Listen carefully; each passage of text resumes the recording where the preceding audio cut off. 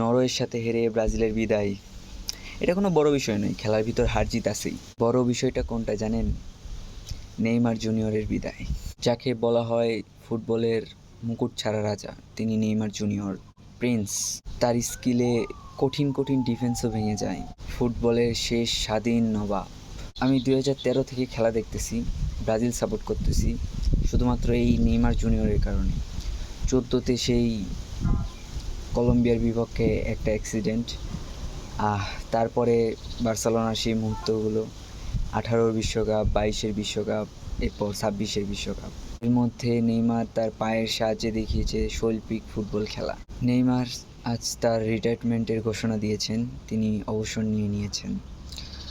একজন ফ্যান হিসেবে, একজন নেইমার ফ্যান হিসেবে আমিও আজকে থেকে ব্রাজিল সাপোর্ট করা ছেড়ে দিলাম। শুধুমাত্র নেইমারের কারণেই এই দলটাকে সাপোর্ট করা। আর না, অনেক হয়েছে।